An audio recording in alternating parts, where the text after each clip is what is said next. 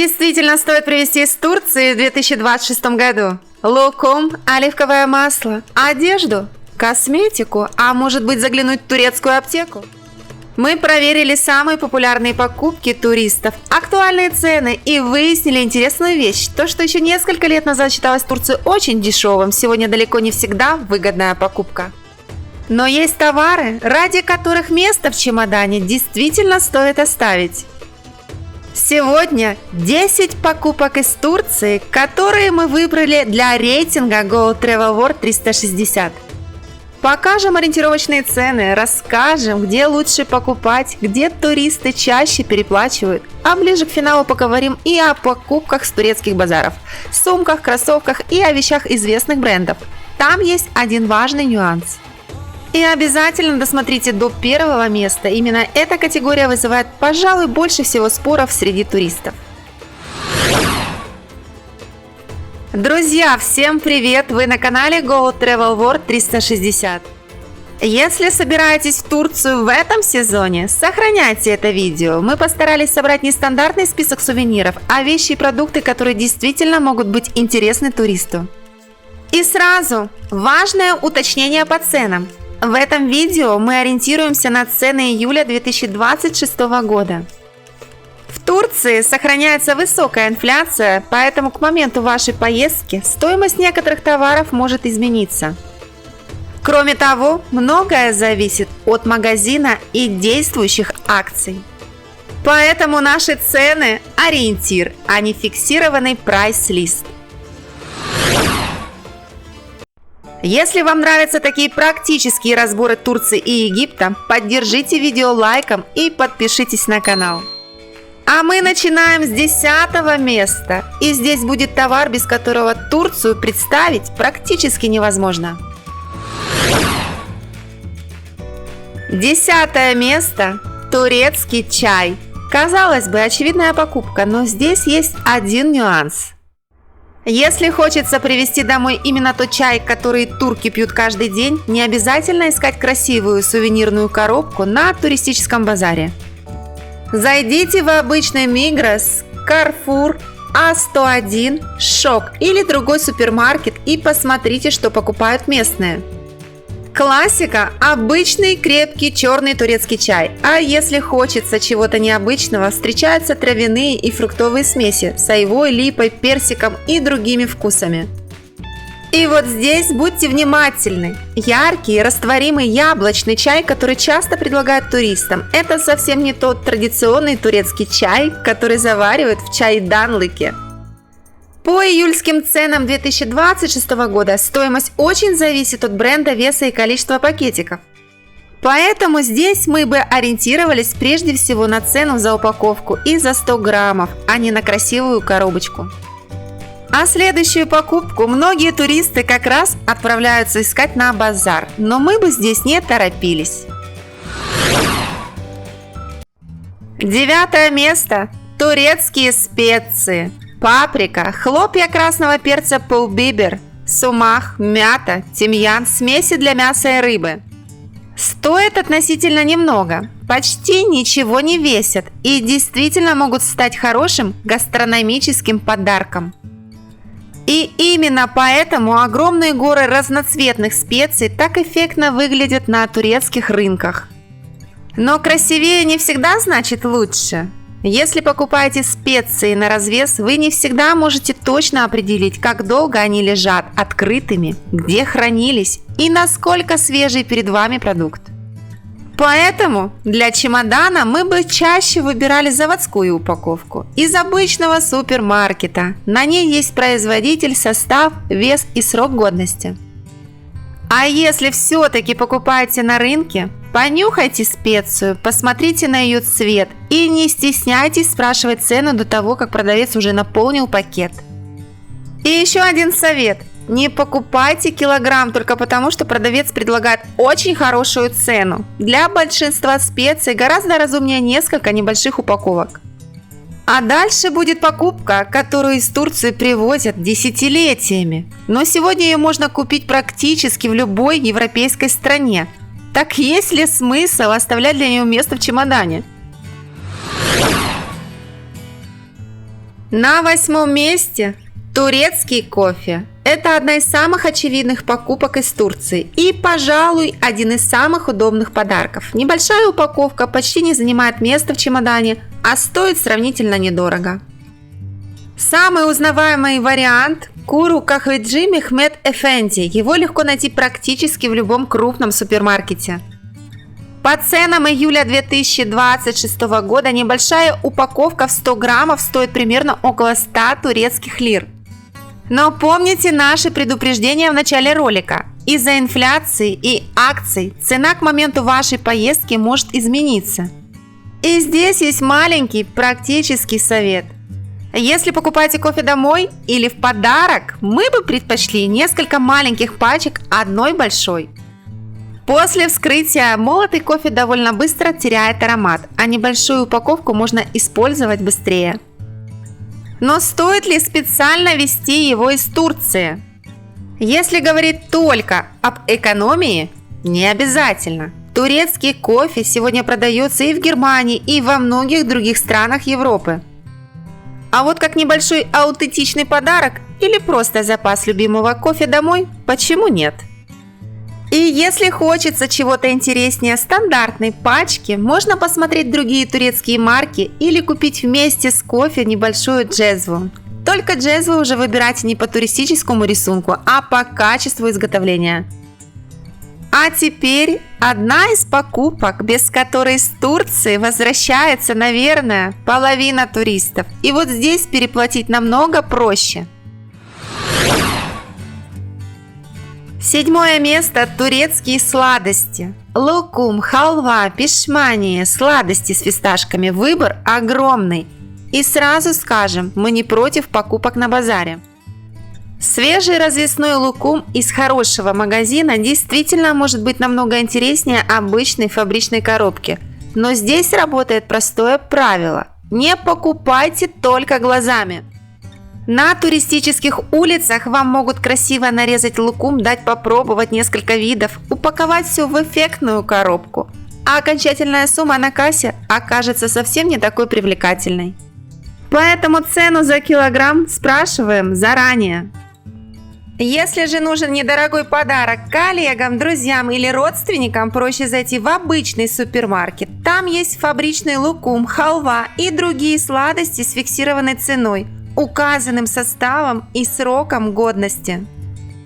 Например, известная турецкая марка Коска представлена практически повсеместно. По июльским ценам небольшие упаковки халвы можно было найти примерно от 100 лир, но фисташковые варианты стоят заметно дороже. И вообще запомните правило турецких сладостей. Чем больше настоящих фисташек, тем меньше вероятность, что товар будет дешевым. Если вам предлагают огромную коробку фисташкового лукума за подозрительно маленькие деньги, просто внимательно посмотрите, сколько там этих фисташек на самом деле. А что лучше, базар или супермаркет? Мы бы разделили так: для себя хорошая кондитерская или проверенный продавец, где можно попробовать продукт перед покупкой. Для небольших подарков супермаркет, часто практичнее и понятнее по цене. Но следующую покупку мы считаем намного интереснее обычного лукума. Она стоит недорого, хорошо переносит дорогу и действительно напоминает о Турции уже дома.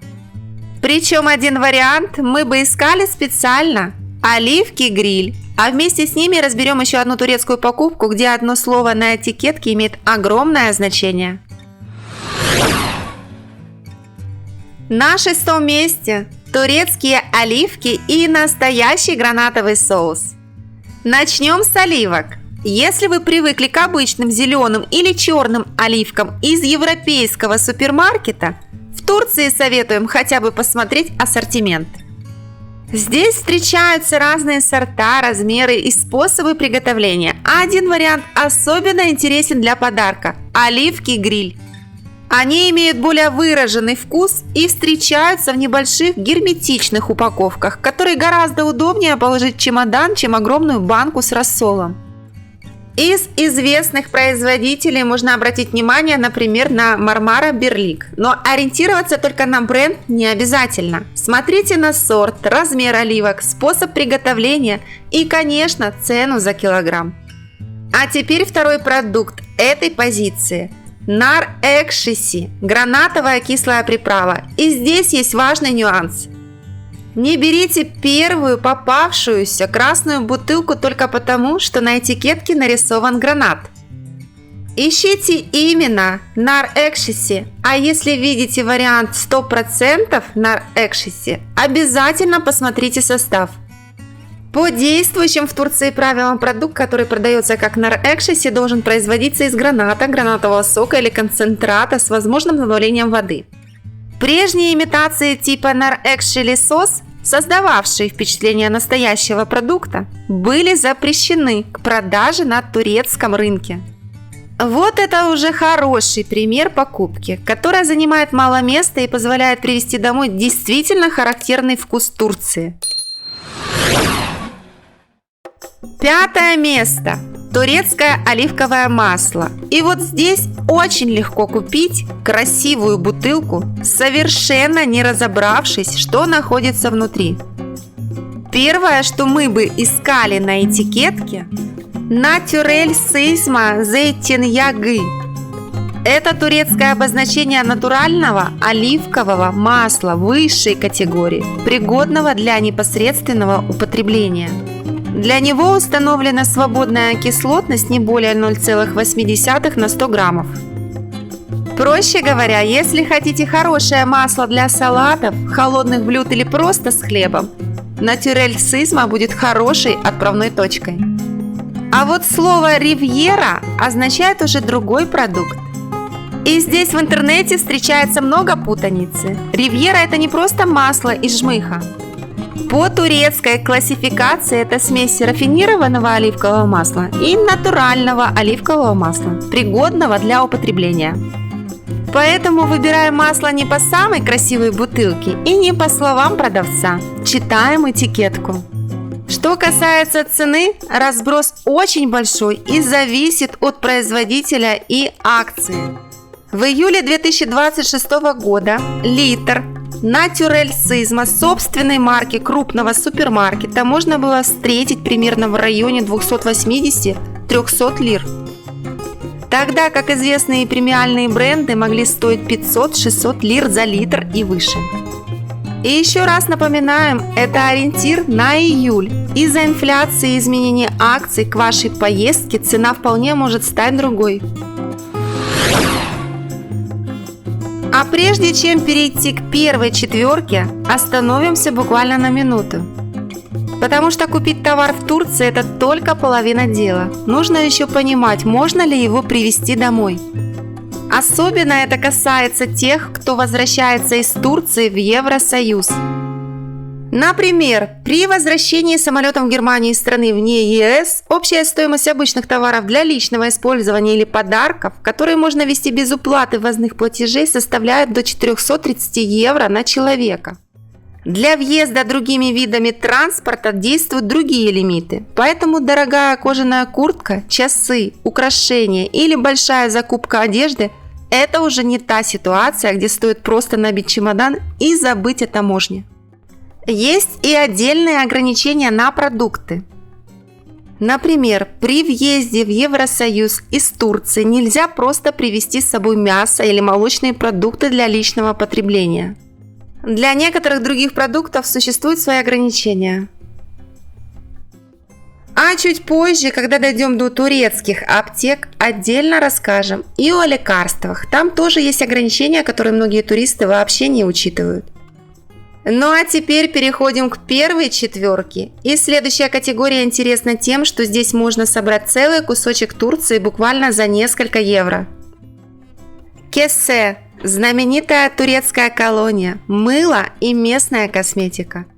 Но и здесь туристическая лавка далеко не всегда лучшее место для покупки. На четвертом месте турецкая косметика и товары для хамама. И вот здесь мы бы не ограничивались баночкой крема из первой сувенирной лавки. Есть вещи намного интереснее. Например, кессе. Это традиционная жесткая рукавица для пилинга, которую используют в турецком хамаме. Стоит она недорого, почти ничего не весит и занимает минимум места в чемодане. Добавьте к ней хорошее турецкое мыло и получится небольшой, но действительно характерный подарок из Турции.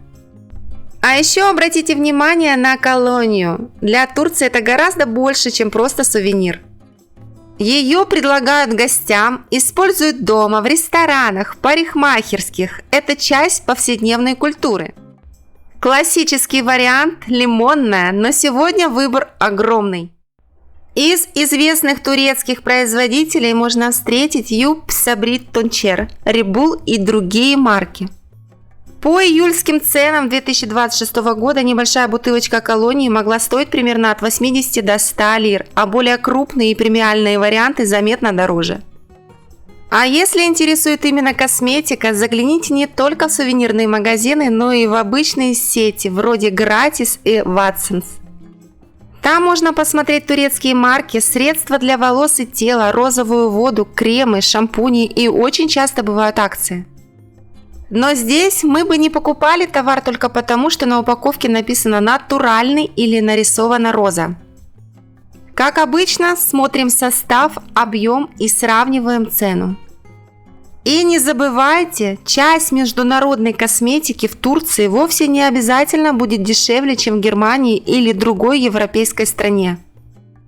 Поэтому наша рекомендация – искать прежде всего местные турецкие товары, а не везти из Турции то, что продается возле вашего дома. А теперь начинается первая тройка, и здесь мы переходим от небольших сувениров к покупкам, ради которых некоторые туристы специально оставляют свободное место в чемодане. Третье место – турецкая одежда и особенно деним.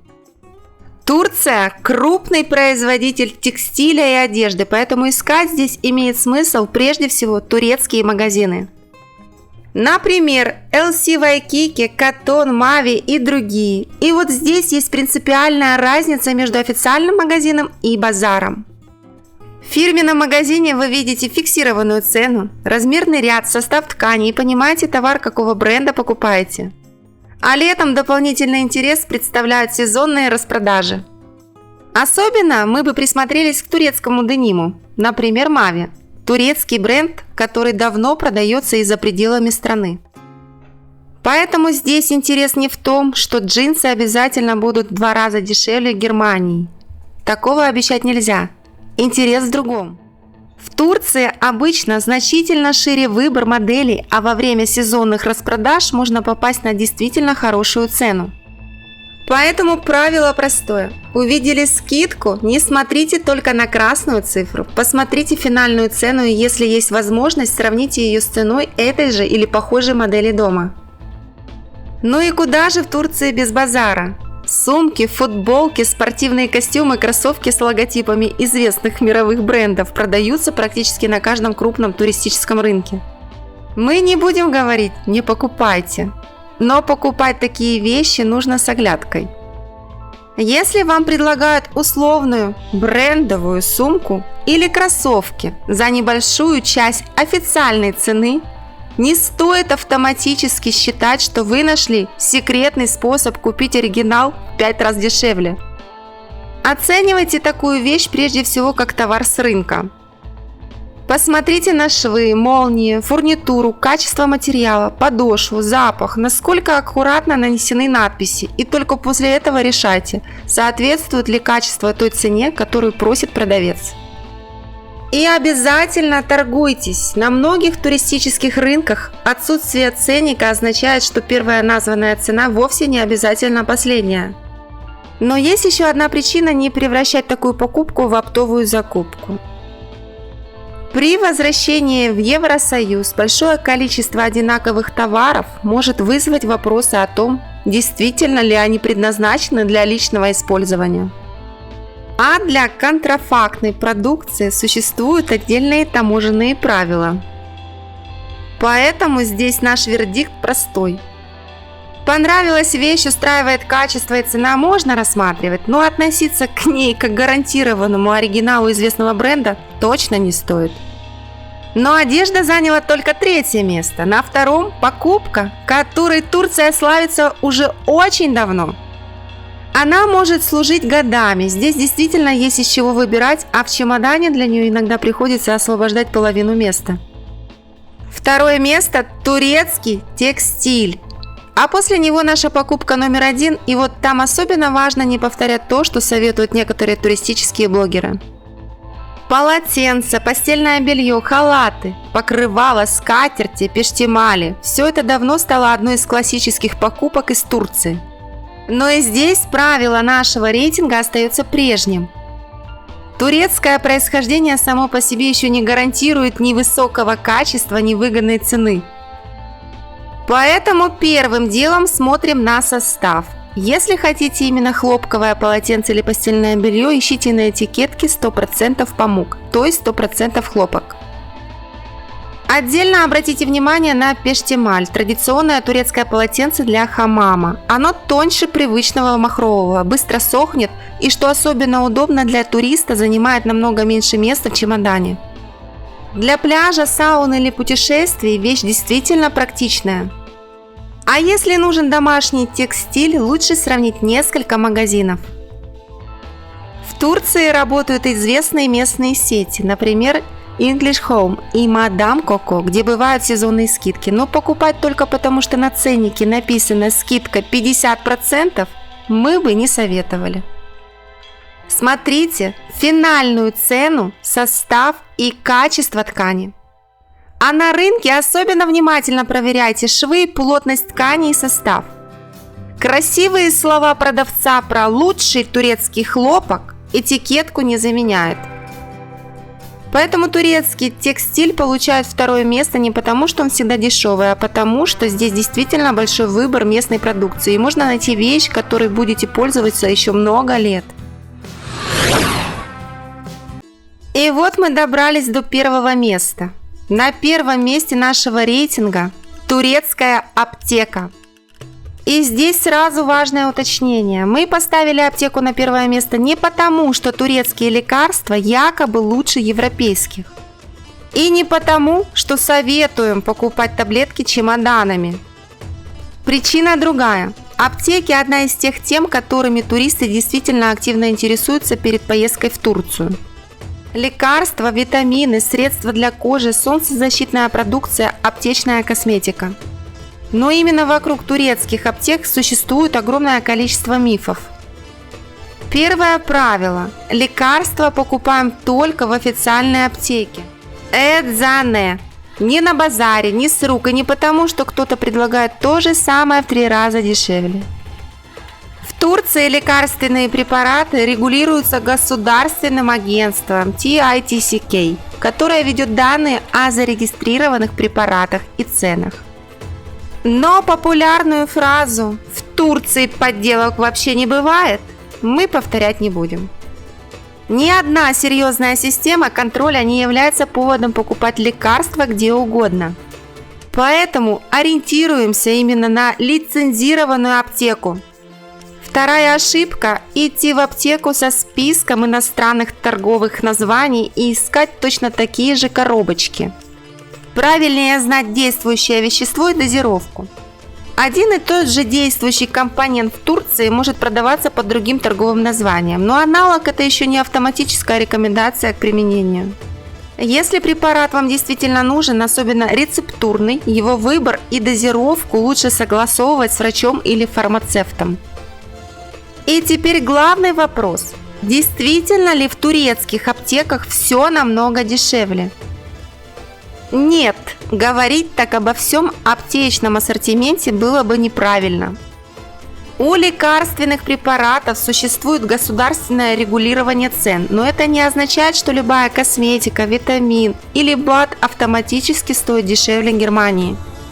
Поэтому, если речь идет не о срочно необходимом препарате, а о покупке домой, сравните цену и состав до покупки. И особенно осторожно относитесь к советам вроде «вот эти таблетки обязательно купите в Турции, они помогают от всего».